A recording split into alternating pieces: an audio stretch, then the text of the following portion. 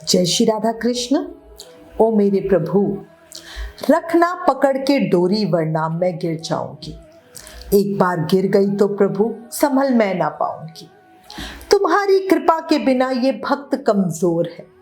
तुम्हारे हाथों में ही प्रभु मेरे जीवन की डोर है। बोलो बांके बिहारी लाल की जय, मोर मुकुट बंसरी वाले की जय, जगत के नाथ जगन्नाथ जी की जय। प्रिय भक्तों, आज इस वीडियो में आपको एक बहुत ही सुंदर अद्भुत सत्य घटना बताती हूँ जिस पर विश्वास करना तो मुश्किल है, पर यह एक भक्त का सच्चा अनुभव है जो खुद अपने अनुभव का प्रमाण अपने दिल में संजोए हुए हमारे साथी हैं। ये अनुभव हमारी एक बहन जो श्याम दीवानी चैनल की मेंबर है उन्हें हुआ। वो उड़ीसा से है, पाल गोपाल की सेवा करती हैं और जगन्नाथ जी तो उनके प्राणों के आधार हैं। जब उन्होंने अपने जीवन में हुआ ये चमत्कार मुझे बताया तो मुझे भी यकीन करना मुश्किल था, पर हमारे प्रभु तो देखो बहुत छलियां हैं, इम्पॉसिबल को यूं पॉसिबल कर देती है ना। आपका क्या अनुभव है? अच्छा, ये मेरा खुद का भी अनुभव है। जिसको भक्ति देनी हो उसके साथ कुछ ना कुछ ऐसी लीला करते हैं कि वो खुद मेरे ठाकुर जी के पास चला जाता है, और जिसको अपने से दूर करना होता है उसके साथ कुछ ऐसा होता है कि वो अपने आप ही दूर हो जाता है ना। अच्छा, ये चमत्कारी सत्य घटना बताने से पहले आपको बताती हूँ कि उन्हें भक्ति कैसे मिली। हमारी बहन जिनके जीवन का अनुभव मैं आपको बताने वाली हूँ, उनके बचपन का नाम मिली था। उनके माता पिता ने उनका ये नाम इसलिए रखा क्योंकि उनकी आंखें बहुत छोटी छोटी थी। जब वो कुछ बड़ी हुई, स्कूल जाने लगी, तो एक दिन उन्होंने अपनी टीचर से कहा कि आप मेरा नाम बदल दो, मुझे मिली नाम पसंद नहीं है। तो टीचर ने पूछा कि अच्छा ठीक है, तुम्हें क्या नाम रखना है? तो वो बोली विष्णुप्रिया। टीचर ने स्कूल में उनका नाम विष्णुप्रिया रख दिया और फिर सब उन्हें इसी नाम से बुलाने लगे। और अब अचानक, क्योंकि देखो छोटा बच्चा अपना नाम बता रहा है और वो भी इतना बड़ा नाम, तो ये भी एक अपने आप में बात है ना। अब इस नाम की कहानी भी सुनो। नन्ही मिली को भक्ति, प्रेम या इस नाम का मतलब कुछ भी नहीं पता था। बस उनकी मौसी का नाम था लक्ष्मी प्रिया और इसी से उन्होंने अपना नाम रखा विष्णु प्रिया। पर इस नाम की महिमा कहो या मेरे कान्हा की कृपा कि वो वाकई विष्णु प्रिया ही बन गई। जब वो 21 साल की थी तब उनकी 2008 में शादी हुई। हस्बैंड, परिवार सब बहुत अच्छा है। और अब उनकी जिंदगी का वो चमत्कारी अनुभव सुनो जिसे सुनकर मन थर-थर कांपने लगेगा।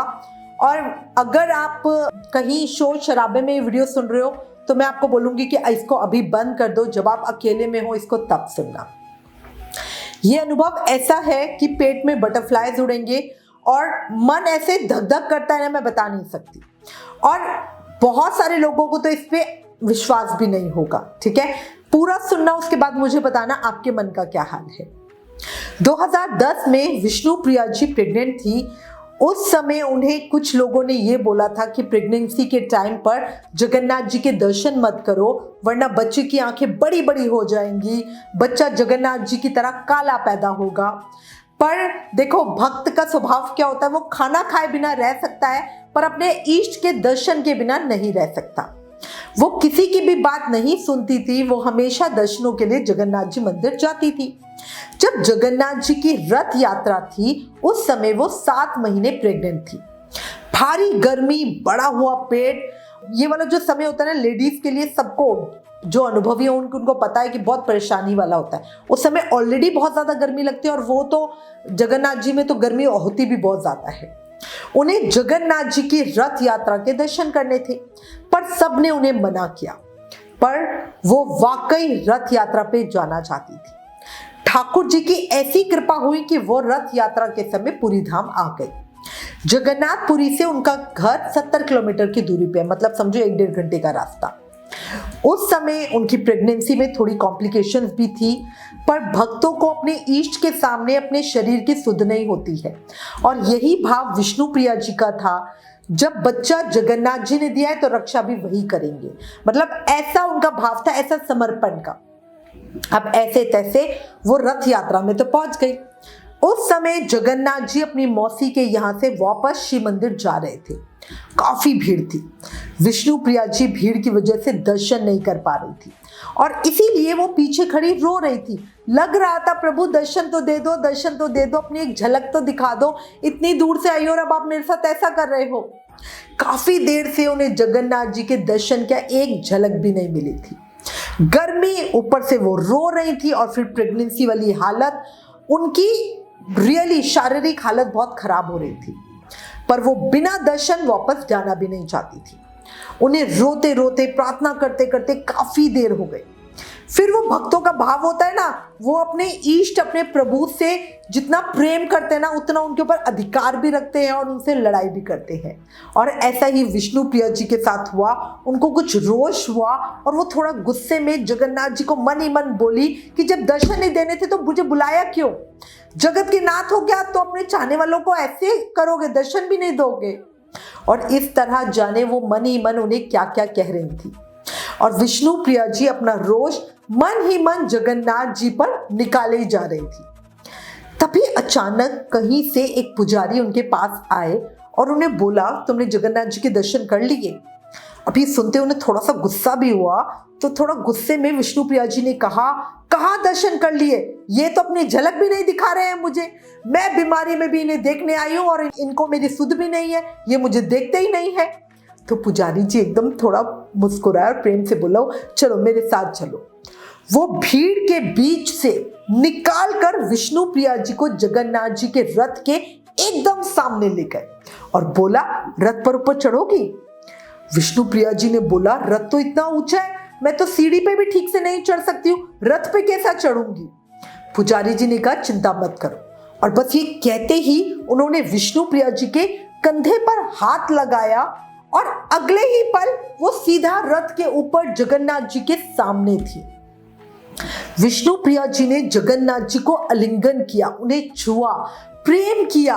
और देखो चमत्कार की बात यहां है कि जिन लोगों ने भी जगन्नाथ जी की रथ यात्रा देखी होगी वो जानते हैं कि उस समय रथ के ऊपर भी बहुत भीड़ होती है। मतलब पूरी रथ यात्रा में तो बहुत भीड़ होती ही होती है, जो जगन्नाथ जी का रथ होता है उस पर भी बहुत भीड़ होती है, बहुत सारे लोग वहां जमा होते हैं।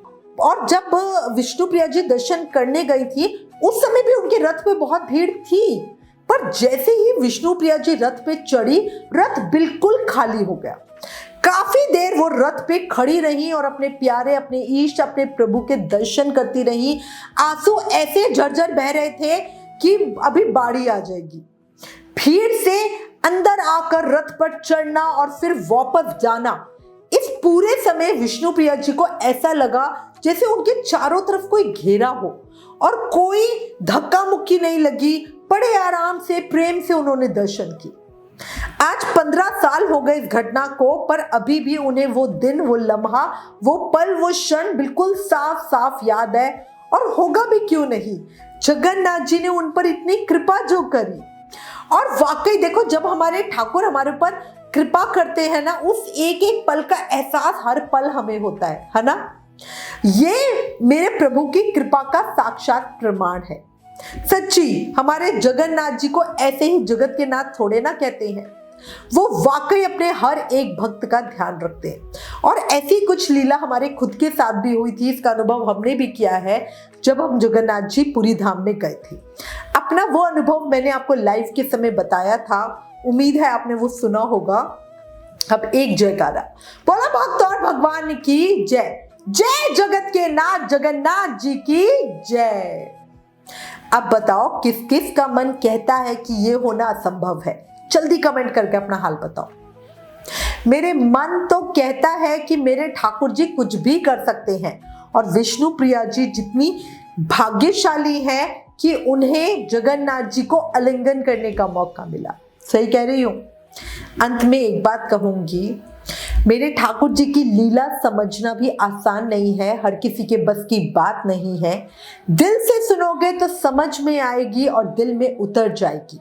जो दिमाग लगाओगे तो बस जंजाल में ही फंस जाओगे। बोलो मेरे सांवरे की जय। अंत में 2 शब्द मेरे ठाकुर जी के श्री चरणों में। तुमसे प्रीत लगा के एक बात सीखी है, तेरे प्रेम में उलझेंगे नहीं तो सुलझेंगे कैसे? तेरे चरणों में बिखरेंगे नहीं तो निखरेंगे कैसे। रोशन है तेरे दम से मेरे इश्क का जहां, जो बात तुझ में है वो किसी और में कहा।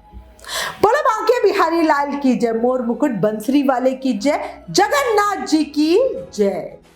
अगर भक्त के अनुभव की इस सत्य घटना ने दिल को छुआ, आंखें नम हुई, प्रेम और भक्ति बढ़ी, तो प्लीज इस वीडियो को ज्यादा से ज्यादा शेयर करो और सबका विश्वास हमारे ठाकुर जी पे मजबूत करो। Please like share and subscribe. Thank you. जय श्री राधा कृष्ण।